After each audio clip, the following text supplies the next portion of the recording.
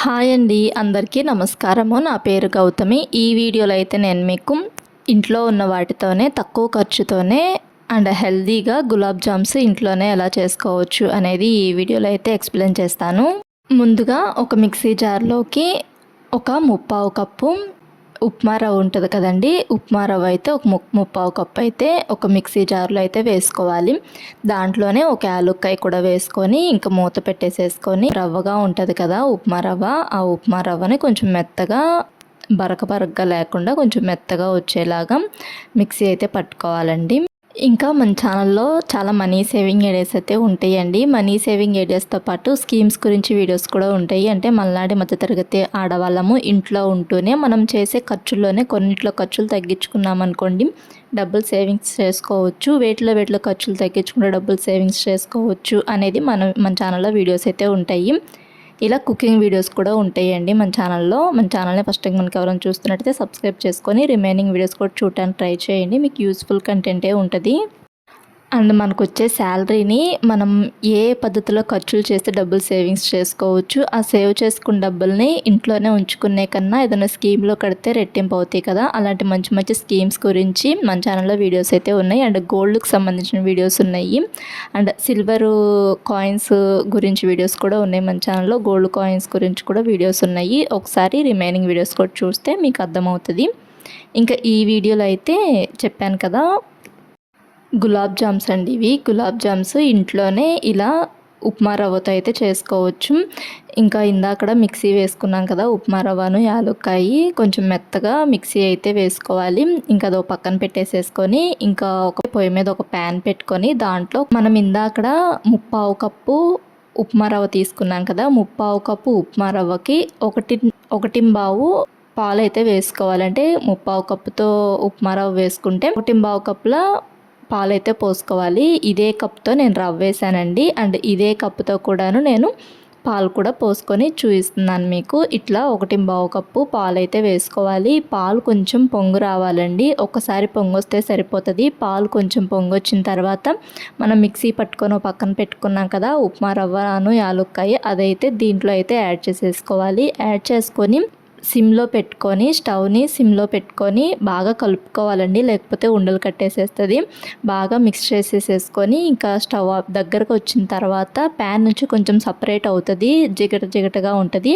ఆ కన్సిస్టెన్సీలో వచ్చిన తర్వాత స్టవ్ అయితే ఆపేసేసుకోవాలి. రవ్వ వేసిన దగ్గర నుంచి కంటిన్యూగా కలుపుతూనే ఉండాలి, ఆపకుండా కలుపుతూనే ఉండాలి, లేకపోతే ఉండలు కట్టేసేస్తుంది. ప్యాన్ నుంచి సపరేట్ అయ్యేదాకా కలపాలి.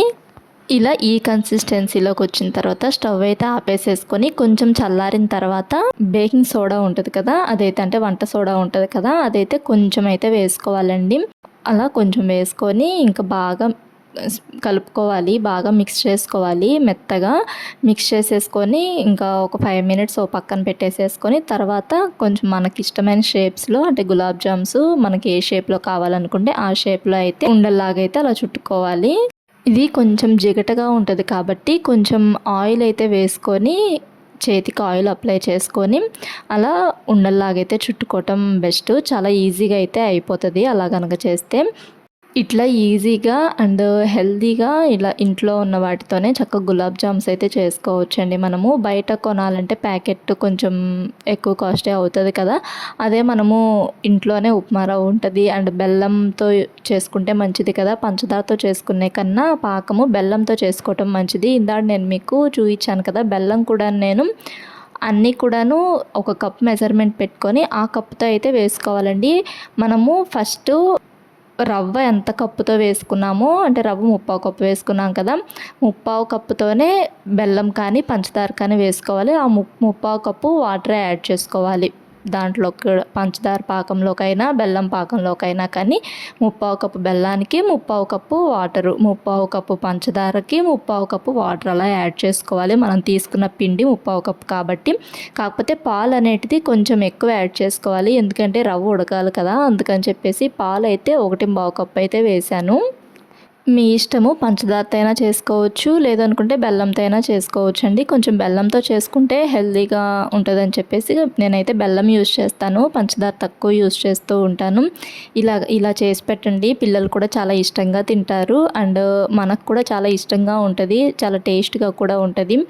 తక్కువ టైంలోనే చేసేసేసుకోవచ్చండి, ఎక్కువ ప్రాసెస్ కూడా ఏమనిపించదు. అండ్ రవ్వని మనము పాలల్లో ఉడికిస్తున్నాం కాబట్టి మెత్తగానే ఉంటుంది. ఇంక ఇక్కడ బెల్లం అయితే ఆ కప్పుతో చూసారు కదా, ఆ కప్పే మెజర్మెంట్ పెట్టుకున్నాను నేను.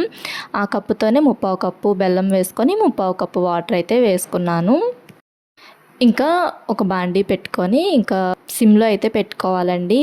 ఆయిల్ని బాగా హీట్ అవ్వాల్సిన అవసరం లేదు, కొంచెం సిమ్లోనే పెట్టుకొని ఆయిల్ కొంచెం లైట్గా హీట్ అయిన తర్వాత ఇవైతే మనం ఇందాకడ ఉండలా చుట్టుకున్నాం కదా, అవైతే వేసుకోవాలి. గులాబ్ జామ్స్ అయితే వేసుకొని కొంచెం ఫ్రై అవ్వనివ్వాలండి.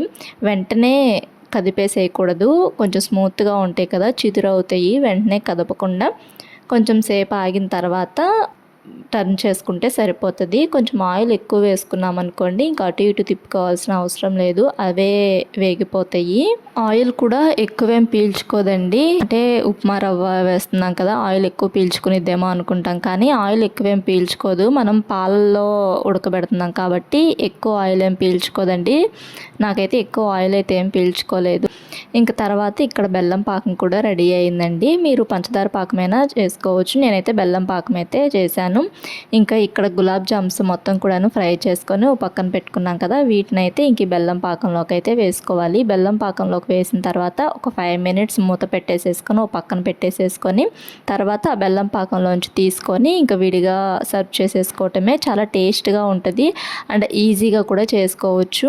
మీకు బెల్లం పాకంలో ఉంచుకొని తినాలనుకుంటే అలా అయినా తినొచ్చు, లేదనుకుంటే ఇట్లా బెల్లం పాకంలోంచి తీసేసేసైనా తినొచ్చు. చాలా జ్యూసీగా అండ్ స్మూత్గా అయితే ఉంటుందండి. వీడియో నచ్చితే లైక్ చేయండి. ఇలాంటి మరిన్ని రెసిపీస్ కోసము అండ్ మరిన్ని మనీ సేవింగ్ ఐడియాస్ కోసం మా ఛానల్ని సబ్స్క్రైబ్ చేసుకోండి. Thanks for watching.